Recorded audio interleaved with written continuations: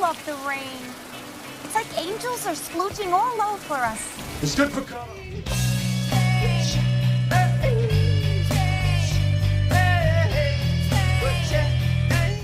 Assalamualaikum, ketemu lagi sama saya Udin selaku admin di channel Hobi Rebahan.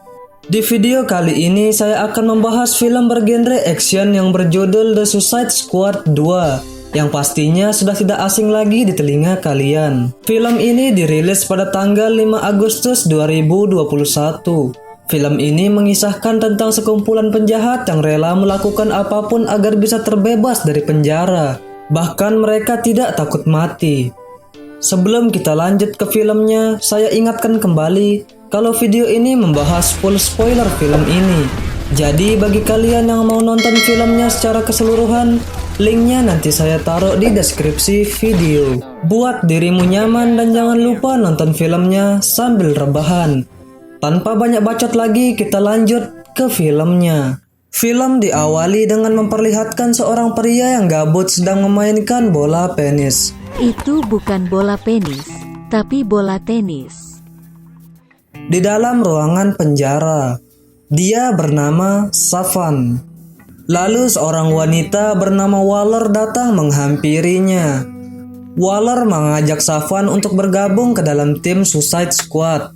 Nona Waller lalu menjelaskan kesepakatan yang ada.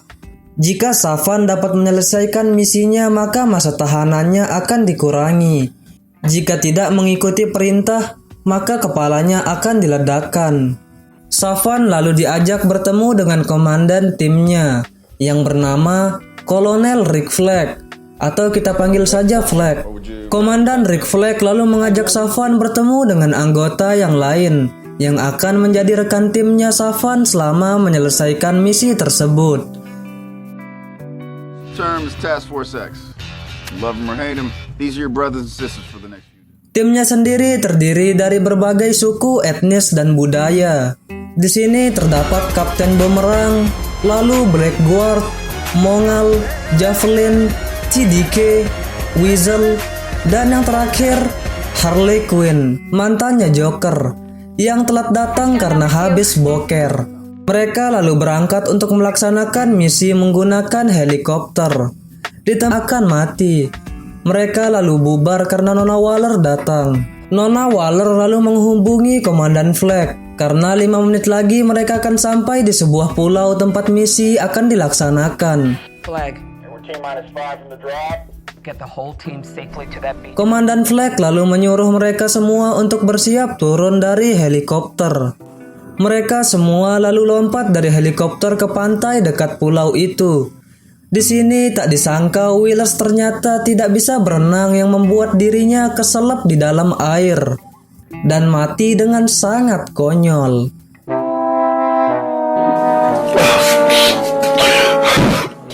Savan lalu membawanya ke pinggiran pantai.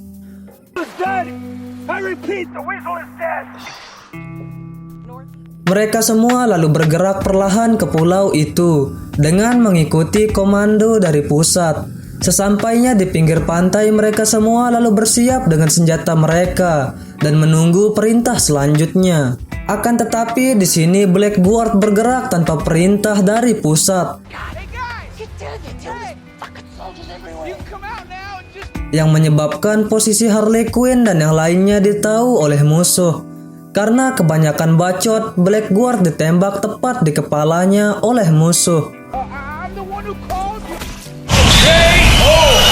Komandan Flag lalu memberitahu Nona Waller kalau Blackguard berkhianat dan telah menghubungi tentara Corto Maltese. Komandan Flag mendesak Nona Waller agar memberikan perintah untuk mundur karena musuh telah mengetahui keberadaan mereka. Nona Waller menolak karena menganggap misi ini sangat penting dan mengatakan kalau mereka bisa menyelesaikan misi itu. Mereka pun memulai penyerangan. Harley Quinn dengan barbarnya melancarkan serangan ke musuh, disusul oleh Kapten Boomer dengan lihainya dapat menjatuhkan musuh. Mereka semua berusaha memberikan perlawanan dengan keahliannya masing-masing. Komandan Flag lalu menyuruh TDK untuk menyerang ke arah jam 2. Tak disangka TDK memiliki kemampuan untuk melepas anggota tubuhnya seperti Lego. Tetapi kemampuan yang dia miliki tak seperti yang diharapkan. Lalu Mongal mencoba membantu dengan menjatuhkan helikopter. Helikopter memang berhasil dijatuhkan, akan tetapi hal itu juga yang menyebabkan rekan setimnya tewas. Dan Mongal pun ikut tewas karena ledakan dari helikopter yang jatuh tersebut. Keadaan mulai berbalik dan membuat seluruh anggota Suicide Squad terpojokkan. Savan yang melihat itu semua ketakutan dan berusaha kabur dari sana.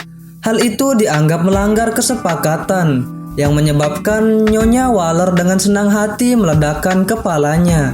Scene selalu berpindah ke tim 2 yang berusaha masuk dari sisi lain pulau itu. Dan film pun dimulai.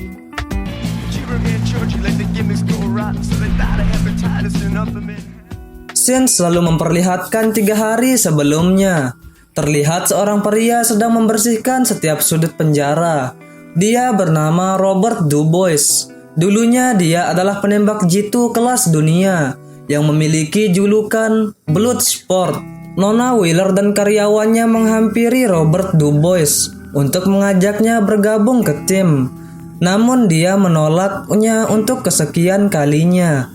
Nona Wheeler lalu memberitahu kalau dia kedatangan tamu. Ternyata yang datang mengunjunginya adalah anaknya yang bernama Tila. Dia menceritakan kalau dirinya tertangkap karena mencuri jam yang bisa digunakan untuk menonton TV. Di sini terjadilah perdebatan antara ayah dan anak.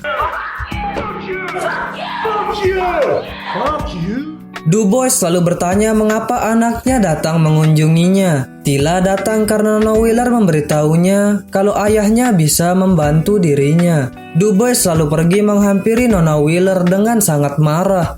Dia merasa anaknya dimanfaatkan oleh Nona Wheeler agar dirinya mau ikut bergabung ke timnya Nona Wheeler. Karena tidak ada pilihan lain, Dubois menerima kesepakatan Nona Wheeler untuk bergabung ke tim Suicide Squad demi menyelamatkan sang anak.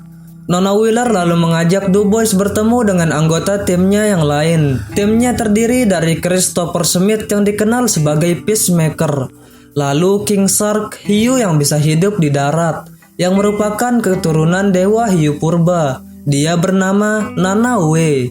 Lalu Cleocazo yang memiliki kemampuan untuk mengendalikan tikus. Dan yang terakhir, Abner Krill yang dijuluki Polka Dot Man. Nona Wheeler lalu menjelaskan misi yang akan mereka jalani, yaitu menyelinap masuk ke Jotunheim dan menghancurkan setiap jejak proyek Starfish yang ada.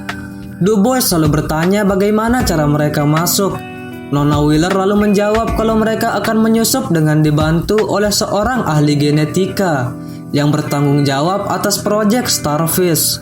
Dia bernama Gaius Greaves dan dijuluki Tinker, dan orang-orang mengenalnya dengan nama Lagatita Amabel. Nona Wheeler menyuruh mereka untuk membujuk Greaves agar mau membantu mereka. Scene selalu berpindah ke masa kini, di mana tim 2 yang dipimpin oleh Dubois sudah berada di Pulau Corto Maltese. Mereka pun berjalan melewati hutan. Di sisi lain terlihat Harley Quinn yang berusaha menghindari serangan musuh, bersembunyi di balik bebatuan. Ternyata di sana terdapat Javelin yang sedang sekarat. Di sini Javelin ingin menitipkan lembingnya ke Harley Quinn. Belum selesai menjelaskan lembing itu digunakan untuk apa, Javelin keburu menghembuskan nafas terakhirnya. Carry it for who? For what? Frustrating. He just told me I have to carry this javelin for a reason. Di sisi lain, Fleck yang berusaha kabur dari kejaran musuh bertemu dengan segerombolan orang yang menodongkan senjata kepadanya di hutan. Berpindah ke tim 2 yang memutuskan untuk bermalam di hutan.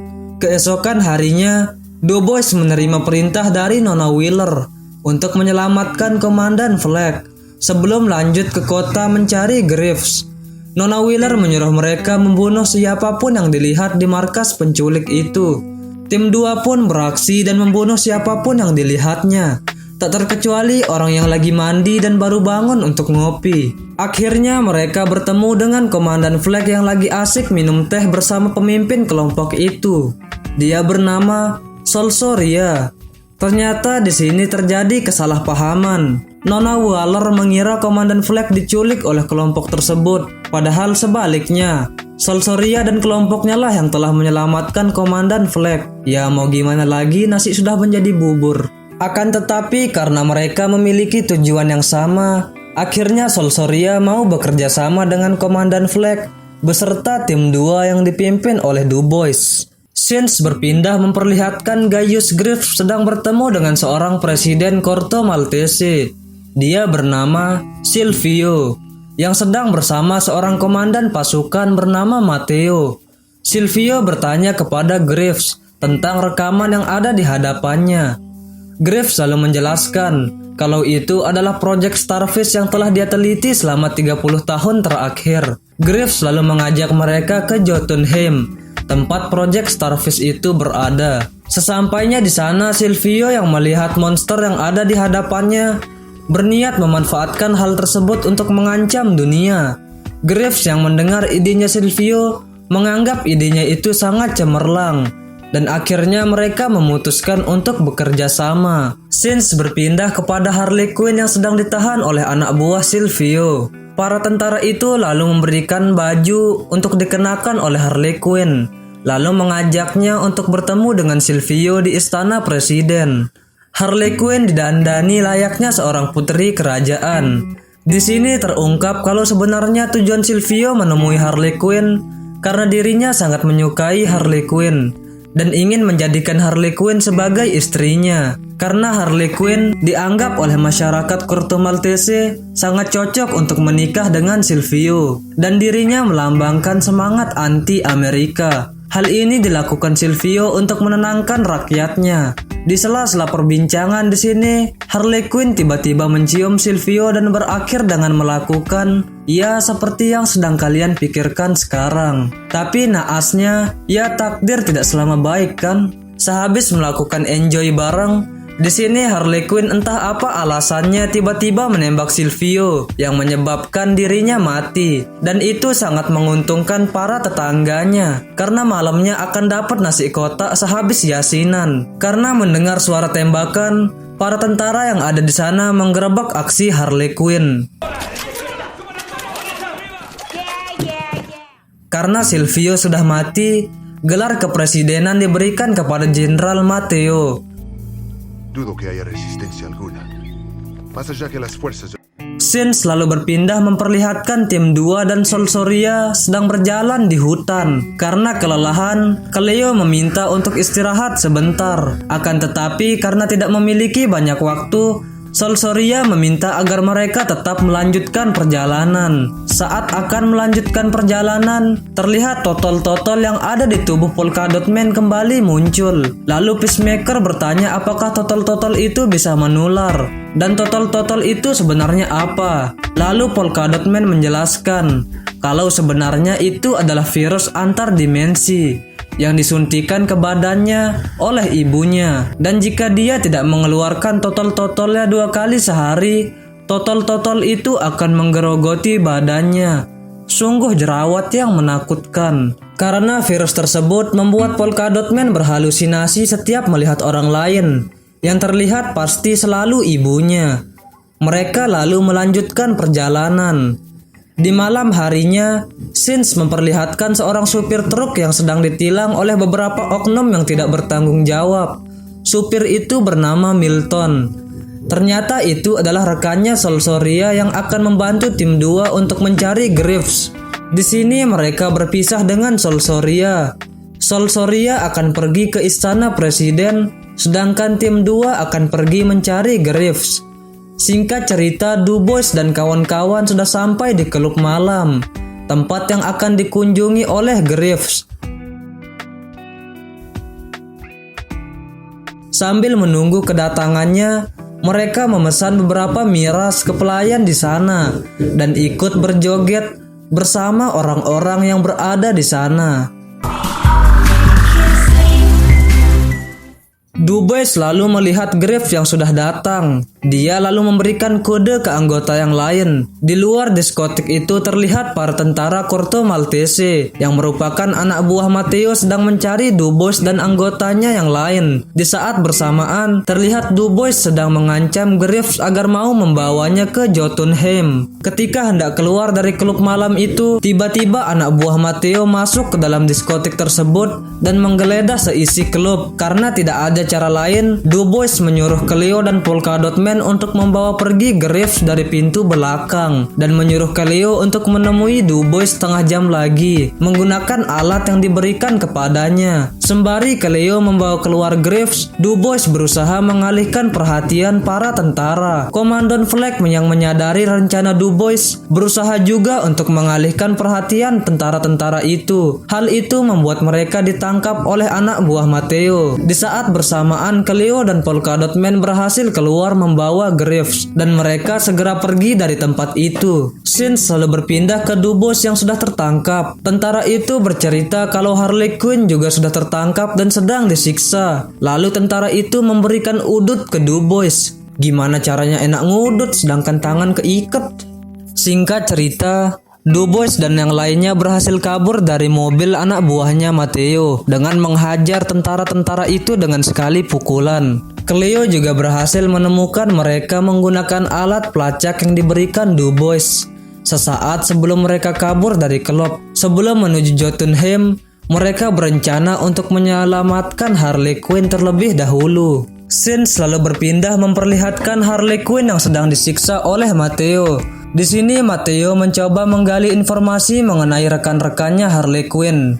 Karena tidak mau menjawab, Harley Quinn terus-terusan disetrum dan hal itu membuat dirinya pingsan. Di saat bersamaan, Dubois dan kawan-kawan sedang dalam perjalanan menyelamatkan Harley Quinn dan mereka mulai bersiap-siap di posisi masing-masing. Kembali ke Harley Quinn yang ternyata pura-pura pingsan untuk mengelabui musuh. Dia berhasil menumbangkan orang yang menyetrumnya tadi. Dengan aksi akrobatiknya dia berusaha membuka kunci borgol yang mengikatnya, lalu berjalan keluar. Di sini dengan sangat santainya, Harley Quinn mengalahkan seluruh penjaga yang ada.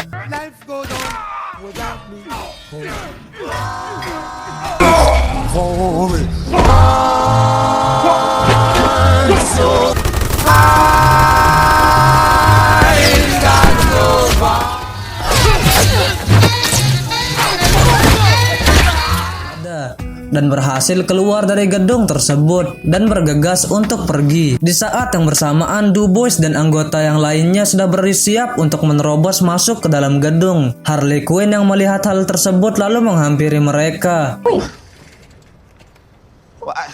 We're here to save you. Harley Quinn merasa terharu karena mereka ingin menyelamatkan dirinya. Scene selalu berpindah ke kota Jotunheim, memperlihatkan Dubois dan tim Suicide Squad yang lain sedang mengancam Graves agar mau membantu untuk masuk ke lab tempat Project Starfish berada. You mismatched blacks. You die. No. If you cough without covering your mouth. Harley. Sebelum mereka berangkat, Cleo sudah menyuruh tikus-tikusnya untuk menghancurkan CCTV yang ada pada lab itu. Dan ketika mereka sudah sampai di lab itu, mereka akan dibagi menjadi 2 tim. Mereka semua lalu berangkat dengan menggunakan bis Tayo. Sesampainya di lab tersebut, mereka langsung memulai aksinya. Setelah berhasil masuk ke dalam, mereka semua langsung menaruh bom peledak di setiap ruangan yang ada. Di saat yang bersamaan di kantor presiden, Matteo yang dikabari oleh anak buahnya kalau ada penyusupan di lab Project Starfish langsung terjun ke TKP. Hal itu dimanfaatkan oleh Solsoria dan kelompoknya untuk menyusup ke kantor presiden. Berpindah ke Cleo dan Komandan Fleck sedang dibawa ke suatu ruangan oleh Graves, yang mana di dalamnya terdapat sekumpulan orang yang telah dijadikan sebagai bahan kelinci percobaan untuk Project Starfish. Terlihat di wajah mereka menempel bintang laut yang mirip Patrick. Ketika sedang memperhatikan sekitar, Cleo dikejutkan dengan munculnya starfish yang berukuran sangat besar. Starfish itu bernama Starro the Conqueror.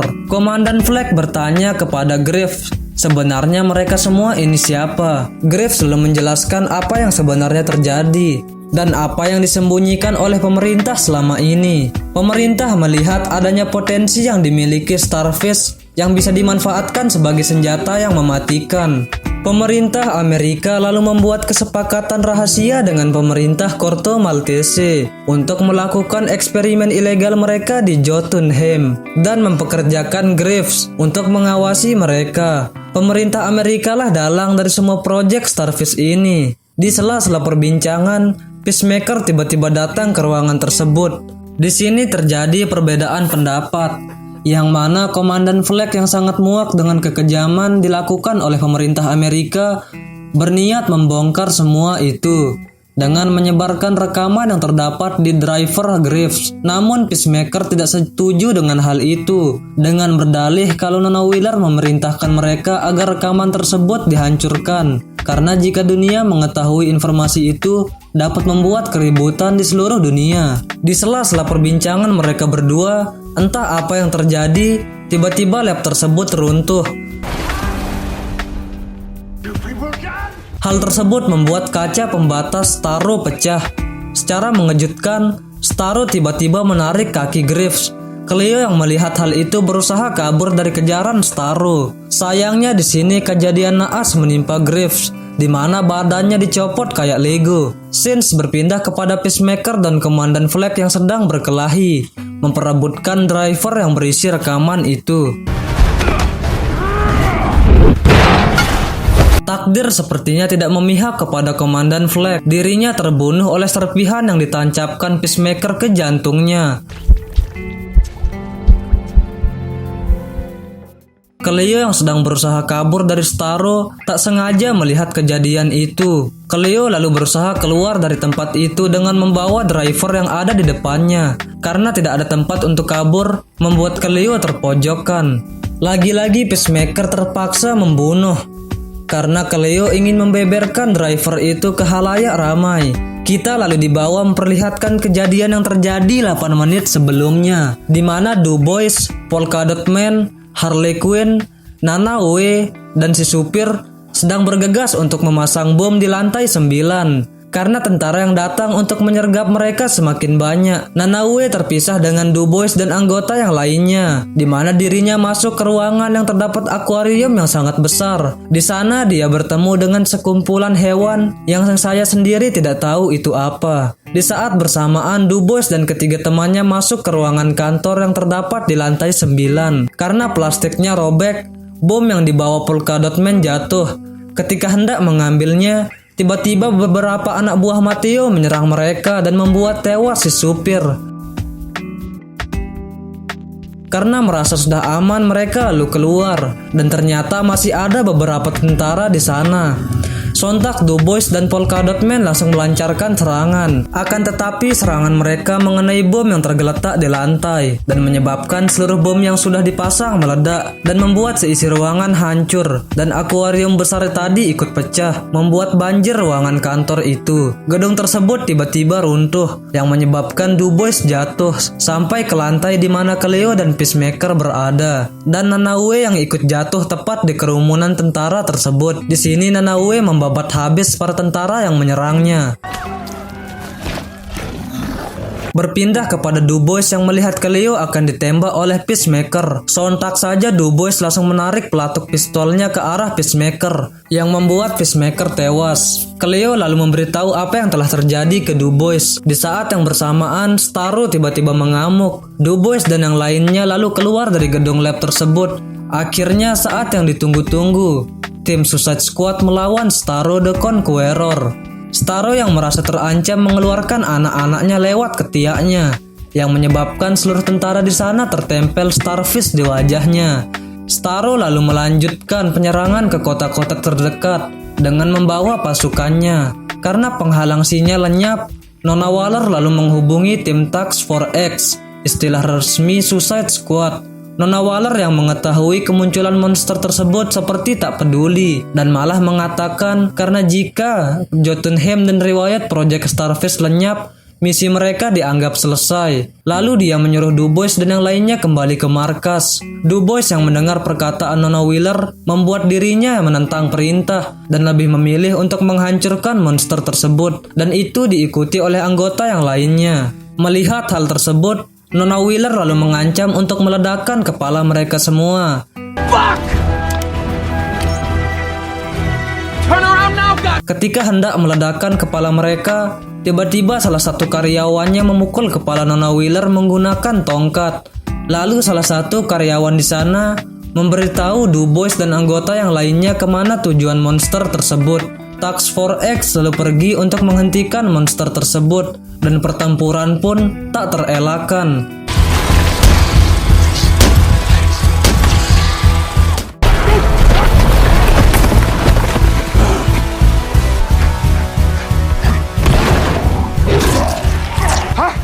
It's your mom!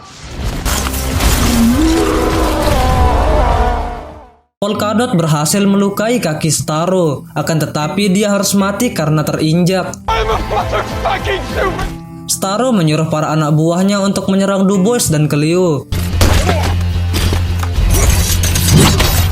Karena mereka sudah terkepung, Cleo lalu memanggil seluruh tikus yang ada di kota itu. Harley Quinn yang melihat Starro dibuat kewalahan oleh para tikus, memanfaatkannya untuk menyerang kelemahan Starro, yakni di matanya.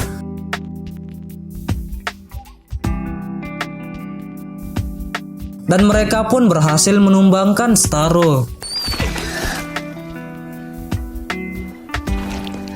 Ternyata aksi penyelamatan yang dilakukan oleh tim Suicide Squad direport oleh beberapa media TV.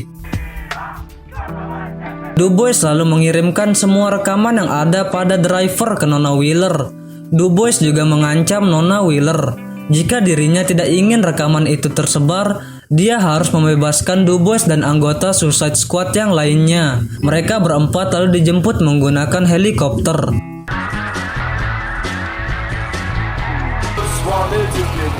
Dan film pun tamat.